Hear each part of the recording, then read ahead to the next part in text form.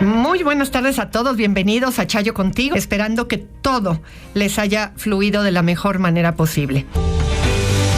¿Qué le digo a mi hija de 12 años que me tuvo la confianza de contarme que tiene novio en la secundaria, pero que hoy se me acercó a contarme que la cortó por chat? No quiero decirle algo que haga que me deje de tener confianza, ni quiero restarle importancia a algo que para ella es importante en estos momentos. Mira, no tengas temor a que te pierda confianza, porque ya te la tuvo para contártelo, tanto que lo tuvo como que la terminaron. Creo que cuando pasa algo como esto, más que tener las palabras sabias, a veces lo que necesitamos solamente es volvernos buenos escuchas. ¿Cómo se siente? ¿Qué piensa? ¿Qué necesita de ti? ¿Qué le gustaría que hicieras por ella?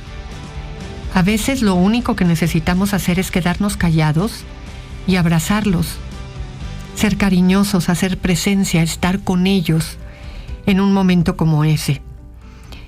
A veces las preguntas que se hacen, como ¿por qué, mamá? ¿Pero por qué lo hizo? ¿Pero qué pude haberle hecho?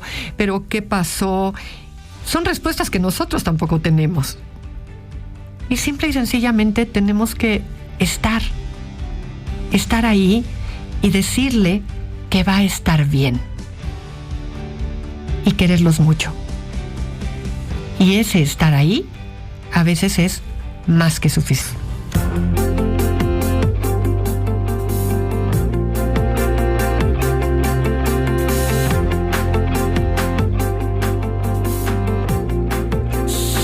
Que haya en la educación preguntas incómodas, que era parte de lo que hablábamos ayer, sin duda alguna, no nada más tenemos que contestarlas, no necesariamente de inmediato, pero sí vamos a tener que responder. Y aquí aparece una cláusula clarísima. Hay que responder con la verdad. La verdad puede ser dura, puede ser incómoda, puede ser dolorosa, pero sin duda, esa verdad va a ser la parte menos complicada de enfrentar la realidad que la que va a detonar si respondes con mentiras. Porque las mentiras nunca van a venir solas, siempre van a traer más mentiras. Porque van a detonar nuevas preguntas y las nuevas preguntas van a tener que ser respondidas con más mentiras. Así es que responde siempre con la verdad. Duele, pero no deja lugar a dudas. Cuando te disculpes, cuando ofrezcas una disculpa por algo que no hiciste correctamente, no te justifiques. Aprende a diferenciar el momento de la disculpa con el momento de la explicación. Da un espacio, porque cuando nos disculpamos, la persona que está lastimada por lo que hicimos requiere un tiempo para ella, para él, y necesita sentir que es el centro de ese momento de reconocimiento ante la falta que cometimos. Si inmediatamente empiezas a explicar, es que fíjate que yo lo que pasa es que me sentía de esta forma y por lo tanto torné, y entonces te acabas poniendo tú en el centro de la circunstancia y empiezas de alguna manera a exigirle al otro que entienda cuál era la situación en la que tú te encontrabas y le quitas ese lugar a la persona herida. Ya habrá el momento para que le expliques y para que la persona te haga las preguntas necesarias para entender el porqué de tu comportamiento. Pero además de haber lastimado a esa persona, no le quites el tiempo de sanación ante el reconocimiento que estás haciendo de que merece un espacio de reconocimiento estando en el centro del ofrecimiento de la disculpa que le estás dando. Soy padrastro de un niño de 13 años. Tengo la custodia de él porque su mamá se fue a Estados Unidos y me quedé a cargo de él. Hace algunos días tuvimos un pequeño altercado. Él utilizaba su tablet para hacer tareas. Le dije que si ya había terminado la tarea, me dijo que no. Se puso agresivo a tal modo de querer darme un golpe por pedirle la tablet. Se la tomé y quiso golpearme. Me contuve, no reaccioné mal. Creo que al contrario traté de tranquilizarlo. No sé si tenga que ver algo con el tema de los malos hábitos. Este tema del manejo de las pantallas siempre es un tema delicado. Sí, puede ser que sea un asunto de malos hábitos. Puede ser también un tema aquí complejo en dos líneas distintas. Uno, el manejo de las pantallas, el manejo de la adolescencia, de las rebeldías propias de la edad. Me llama la atención que me dices, le pregunté si había terminado la tarea, me dijo que no. Sin embargo, de todas maneras trataste de quitarle la tablet. No sé si es porque te diste cuenta que te estaba engañando, que te estaba contestando una cosa cuando en realidad no era cierto, y entonces el acercamiento invasivo a quererle quitar la tableta hizo que él respondiera de una forma mucho más impulsiva. Con los adolescentes en lo particular hay que tratar de evitar esta forma tan invasiva de querer intervenir. Normalmente con un niño sí nos acercamos y decimos me lo entregas. Con un adolescente lo que tenemos que hacer es decir, a ver,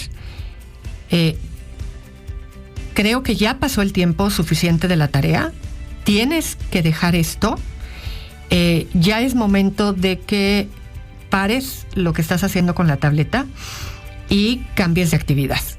Entonces, si no la dejas, va a haber una consecuencia. Y posteriormente, cuando ya se metieron a bañar, se fueron a dormir y demás, y nosotros sabemos que nos tomaron el pelo, entonces confiscamos la tableta, pero no quitándose de las manos, sino porque ya la dejaron de lado. Y cuando la buscan, le decimos, la tableta está castigada porque no sepas manejar las cosas de una manera apropiada, te las voy a regresar. Esto no está permitido, hay consecuencias. Para no ser tan directamente invasivos con ellos. Y establecemos las normas de la casa. Ahora, aquí tienes una segunda situación compleja con un chico de esta edad. Y es, no está un papá aquí, no sé cuánto tiempo tienes viviendo con él, y una mamá que se fue. Y entonces hay un doble abandono en la vida de este chico que además de todo está entrando en el proceso adolescente. No sé cómo ha sido tu relación con él y cómo aceptó él desde el principio esta circunstancia y qué tanto se ha hablado con él acerca de esto. Hasta dónde se impuso sin mayores explicaciones que tú te ibas a quedar con la custodia en lo que la mamá se iba y si tuvo voz y voto en esto. Pero no es una situación fácil para un chico, una circunstancia de esta naturaleza. ¿Y qué tan buena es tu comunicación con él? Creo que es muy loable lo que tú estás haciendo al hacerte cargo, pero no se nos puede olvidar que es un chico adolescente viviendo una situación compleja.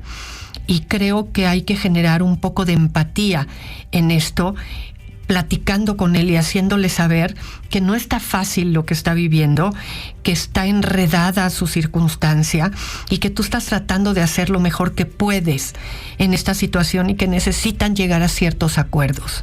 Así es que trata de buscar por ahí una manera de conciliar, de empatizar con él, pero también de dejarle claro que van a necesitar hacer acuerdos y que tú tienes responsabilidades en esto que tienes que acotar claramente porque tienes que darle resultados a su mamá. ¿Cómo te sientes cuando dices que no? ¿Incómoda? ¿Te quedas con una sensación rarita? Es completamente normal. Todos tenemos fantasías de que vamos a dejar de ser queridos, de que el otro se puede enojar, molestar, nos puede retirar su cariño, su amistad, pero vas a ir descubriendo con el tiempo que eso no sucede.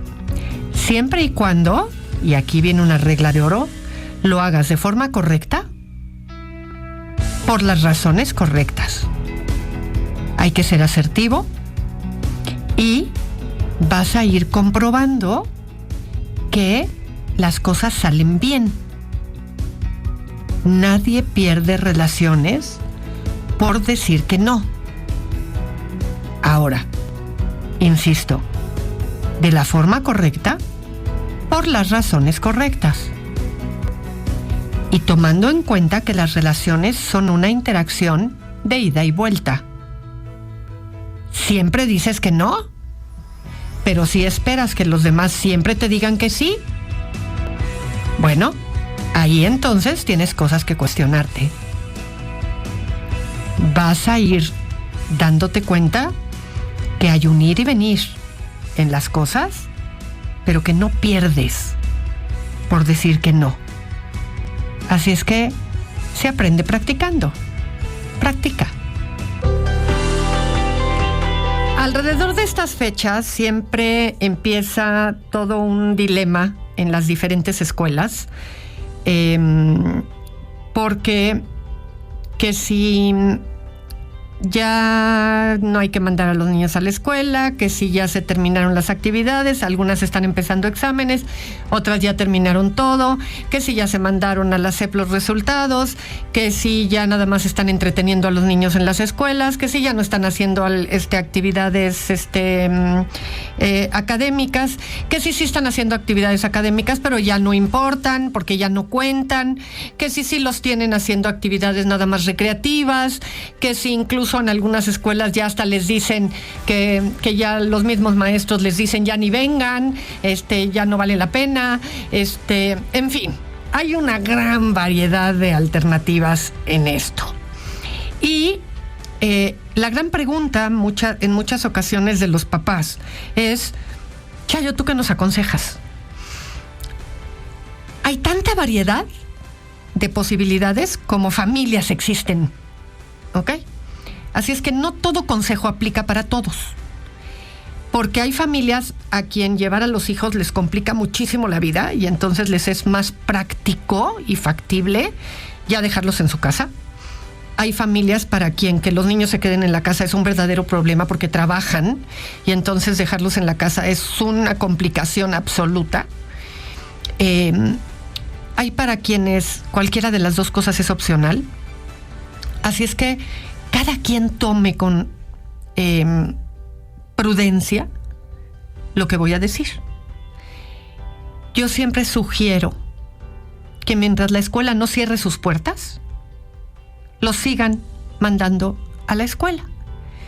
Porque la realidad es que dejarlos en casa es dejarlos metidos en las pantallas, en el celular, con los influencers, en YouTuber, videojuegos, y ya de por sí pasan el resto del tiempo libre haciendo eso. Entonces, por lo menos que vayan a la escuela a dedicarse, aunque se aburran, a socializar, a picarse los ojos, a ver qué hacen, a convivir con los amigos, a hacer otro tipo de cosas, a relacionarse de otra manera con la maestra y con los compañeros, y no a quedarse en su casa haciendo cosas que de por sí hacen el resto del tiempo y que no traen nada bueno. Así es que cuando me preguntan mi consejo, les digo, pues por lo menos que se vayan ese número de horas al colegio hasta que el colegio de plano cierre las puertas, se cumpla el calendario escolar y entonces ya no quede otro remedio más que la vacación. Esa es mi humilde opinión. Fíjense que hay dos grandes momentos de la vida donde tenemos que trabajar con la capacidad de espera del otro. Uno es cuando tenemos niños muy pequeñitos y el otro es cuando cuidamos a personas mayores. Las personas mayores, enfermas, se pueden llegar a volver muy intolerantes. Y aquel hijo o hija que cuida a personas mayores, de pronto, como ya no están en un proceso educativo como tal, de pronto caen en esta respuesta de inmediatez ante la demanda de la persona adulta mayor. Y aunque sí claramente están atendiendo, y además con el compromiso moral de haber sido educados, atendidos por esta persona durante toda la vida, hay como un compromiso de responsabilidad que muchas veces además trae la sobrecarga de la expectativa de los hermanos que ponen en esta persona una sobreexigencia de tener que cuidar. Y hay que tener mucho cuidado con eso, porque sí es verdad que se está ya de por sí atendiendo a la persona adulta mayor enferma, para que además ni siquiera vayas al baño porque la otra persona necesita un vaso de agua y parecería que no puede esperar a que vayas al baño para llevarle el agua, ¿no? O darle su medicina y entonces no puedes ni siquiera hacer que espere 5 minutos. Y esta pérdida de la dimensión de la capacidad de espera del otro, porque como está enfermo, como necesita, todo acaba teniendo el mismo nivel de prioridad. No es cierto, ¿ok? Si tú eres alguien que cuidas a esa persona adulta mayor enferma, trata de poner en prioridad apropiada qué sí requiere urgencia y qué no, porque se te puede estar yendo la vida y caer en una enfermedad de estrés por no poder priorizar qué corresponde y qué no. Así es que no te pierdas de vista. Bien, pues llegamos al final de un programa más de Chayo Contigo y espero que les fluya todo muy bien. Soy Chayo Busquets, esto es Chayo Contigo. Hasta entonces. Audiocentro.